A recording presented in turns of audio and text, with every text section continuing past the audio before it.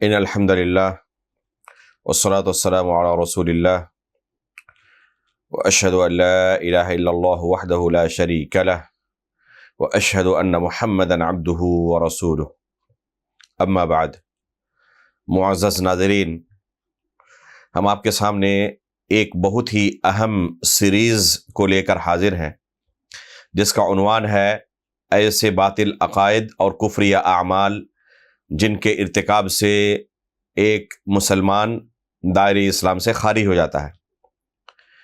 اس series پر بات کرنے کی ضرورت اس لیے محسوس ہوئی تاکہ ہم ان باطل عقائد اور کفری اعمال کو جانیں جن کے ارتکاب سے ہم دائرہ اسلام سے خارج ہو سکتے ہیں۔ کہیں ایسا نہ ہو کہ ہم لا علمی میں ایسے باطل عقائد کو اختیار کر لیں، ایسے کفریہ اعمال کا ارتکاب کرنے لگیں جن سے ہمارا دین و ایمان خطرے میں پڑ جائے۔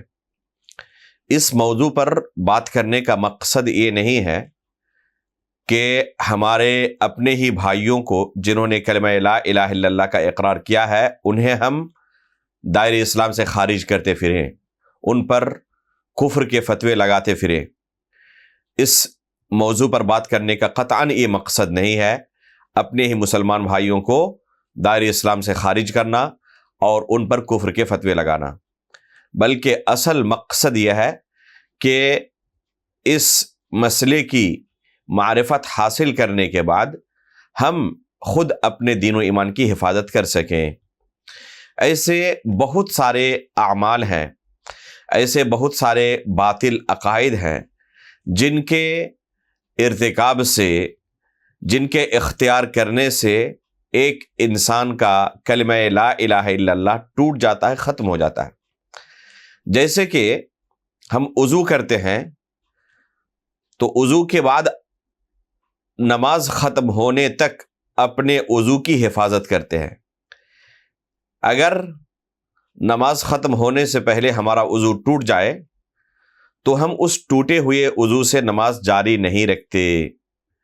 کبھی کسی کو آپ نے نہیں دیکھا ہوگا، چاہے وہ پڑھا لکھا ہو یا دین اسلام کے بارے میں اسے جانکاری نہ ہو، کتاب و سنت کا پڑھنے لکھنے والا نہ ہو، آپ نے کبھی ایسا نہیں دیکھا ہوگا کہ اس کا وضو ٹوٹ گیا ہے اور پھر بھی وہ نماز جاری رکھے ہوئے ہے، بلکہ وضو ٹوٹتے ہی ایک انسان نماز توڑ کر جا کر پہلے وضو کرتا ہے اور پھر دوبارہ نئے سرے سے اپنی نماز کو مکمل کرتا ہے۔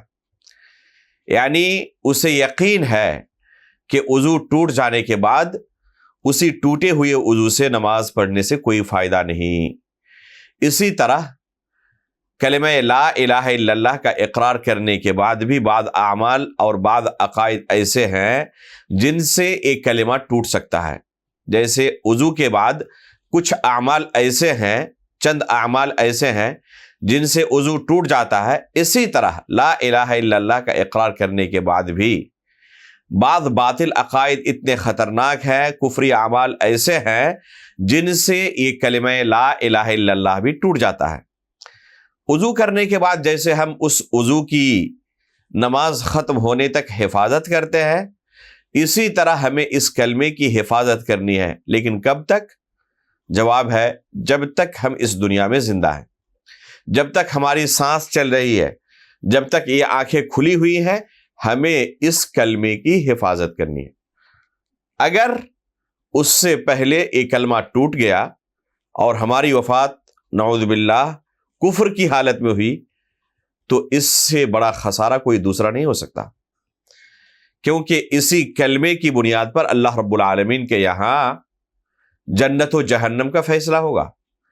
اگر یہ کلمہ ہماری زندگی میں موجود ہے تو اللہ کی جنت ہمیں ملے گی، لیکن اگر اس کلمے سے ہم ہاتھ دھو بیٹھے، جس وقت ہماری وفات ہوئی اس وقت ہمارے پاس یہ کلمہ نہیں تھا، کفر پر ہماری وفات ہوئی ہے، دنیا سے ہم کفر پر رخصت ہوئے ہیں، تو اللہ رب العالمین کی جنت کبھی بھی ہمیں نہیں مل سکتی۔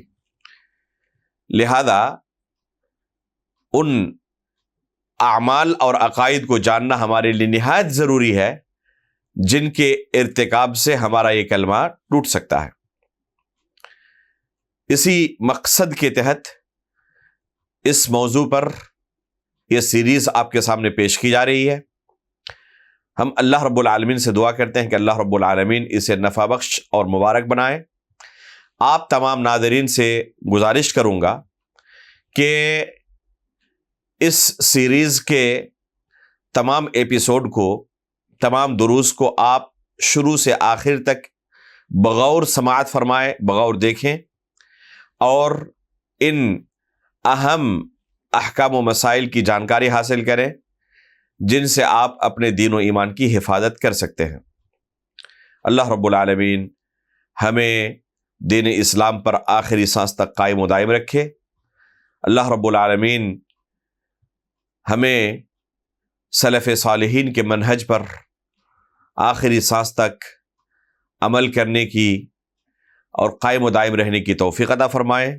جب ہماری وفات ہو، ایمان کی حالت میں ہماری وفات ہو، اور نبیین، صدیقین، شہداء و صالحین کے ساتھ ہمارا حشر ہو۔ آمین۔ تقبل یا رب العالمین، وصلی اللہ علی نبینا محمد۔